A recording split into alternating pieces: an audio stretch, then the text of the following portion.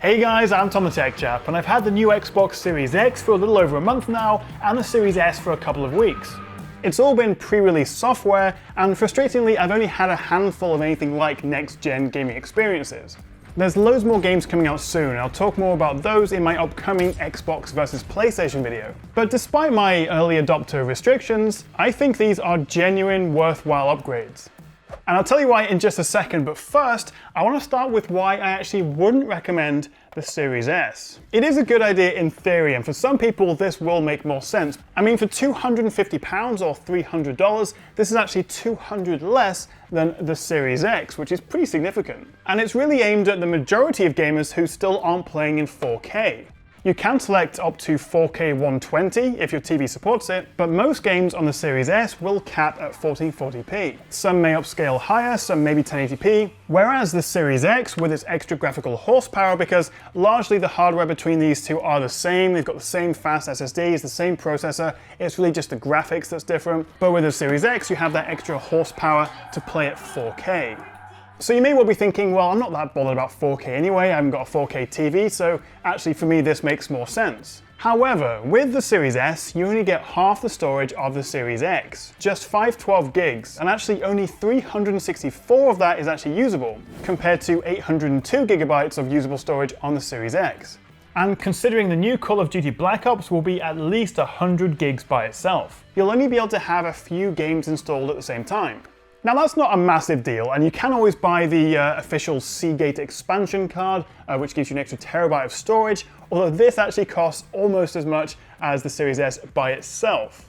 More importantly though, is that unlike the Series X, which as you can see here has this 4K disk drive, the Series S, just like the PS5 Digital Edition, is, well, digital only. There's no disk drive at all on here, which of course helps Microsoft save money, means this can be a little bit cheaper, but it does mean you're limited to buying only digital versions of games. So you'll always have to pay full Microsoft Store prices, unless you wait a while and it comes out on Game Pass or on a deal. But you won't be able to buy and sell or pick up second-hand versions of games. I mean, just off the top of my head, I know that once I finish Assassin's Creed Valhalla or, say, Watch Dogs Legion, I'm not even sure I'm going to be able to finish that one, it would be so helpful if I could then put them on eBay or take it to my game store and trade it in, but that's just something you simply can't do if you have to buy the digital version of it. And finally, while you may not have a fancy 4K TV right now, you're probably going to have your new Xbox for the best part of the next 5 years. So eventually you'll be able to take full advantage of this.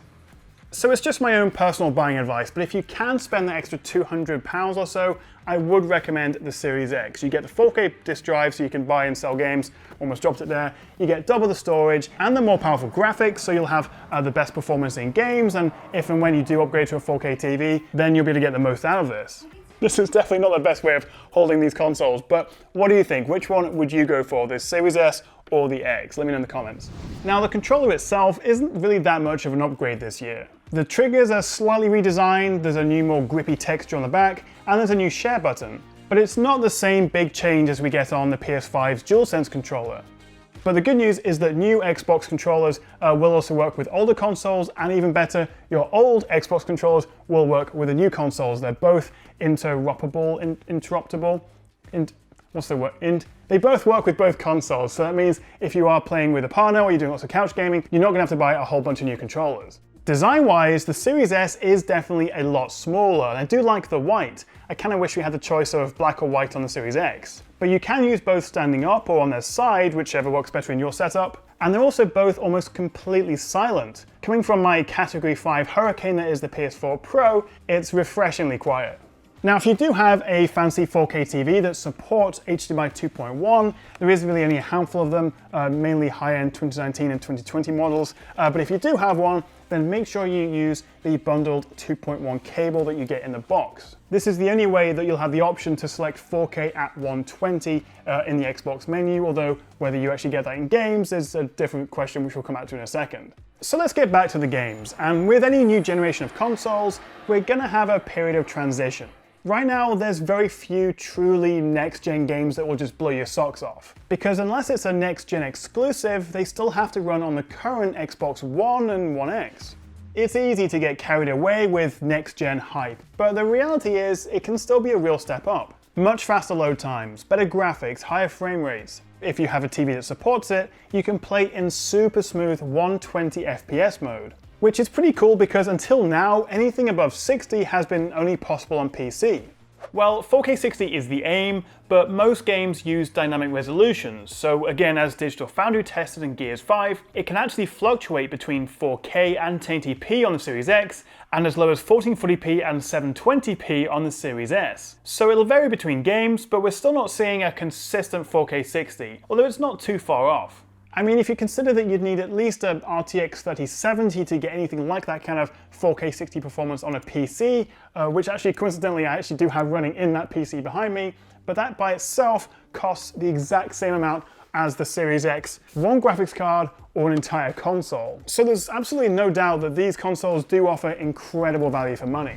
But right now, for me at least, I think the biggest reason to upgrade and buy the Series X, or the S if you prefer, is how it makes me want to play all my current gen games again. Both consoles have the same super fast SSD storage, so load times are much faster. In my tests, the Series X shaves off almost 2 minutes from my Metro Exodus save, and Final Fantasy 15 loaded a full minute faster. Even respawning or restarting chapters is quicker. Plus we're getting the full 12 teraflops of power on the Series X, so all that extra horsepower helps to boost or at least stabilize the frame rate in all your old games. And with extras like Smart HDR, which does a pretty good job of giving us high dynamic range in games that were never optimized for it, and Quick Resume, so in just a matter of seconds you can switch between games, even without a ton of next-gen or even cross-gen games to get that excited about just yet, it really does make me want to fire up a bit of Red Dead Redemption 2 again or give Metro another go. And the crazy thing is, all these Xbox One and even Xbox 360 games haven't had any development or optimization, it just works better. So then when you do have games and developers that put some time into optimizing the games for next gen, the upgrades are even better. With the likes of Gears 5, Destiny 2, Rainbow Six Siege, Forza Horizon 4, Fortnite, and No Man's Sky Next Generation, to name just a few. And we're seeing 4K 60 across the board on the Series X, better graphics and physics, a higher player cap in multiplayer in some games, and of course much better load times. In No Man's Sky Next Generation, they're promising 5 to 10 times faster loading than before. The Series S will see similar boosts, but sometimes at lower resolutions. For example, Fortnite is 4K 60 on the X, but 1080p 60 on the S. And I think going forward, we're going to see a lot more of these sort of older games being optimized for the new consoles, not quite a remaster, but just, an enhancement. And so far, they've almost all been free, which is pretty cool. And then finally, we have new actual cross-gen games, like Watch Dogs, Dirt 5, Black Ops, Assassin's Creed, FIFA, and Madden 21. Games that are coming to both current and new consoles, but have been properly enhanced and have their own dedicated next-gen Series X or S version. So again, we're looking at 4K 60 or even 120 FPS options, better graphics, and in some cases even ray tracing. Plus they all take advantage of the crazy fast SSD. My point is that even though it may be a good 6 months or a year before we start to see some proper next-gen games that really tap into the full performance of these consoles, even from day one, it's the best way to play all your old games. We're seeing a bunch of games get free upgrades with better performance and graphics, and pretty much every new game coming out will look and play better on the new consoles. As for the definitely not controversial question at all about Xbox versus PS5, well, I will be doing a full video comparing the two, but really, as you guys I'm sure would agree, it all comes down to the games. What I would say though is that on Xbox at least, all their exclusive titles will also be coming to PC, so if you actually already have a gaming PC, it may be worth going for a PS5 so you have access to the broadest range of games.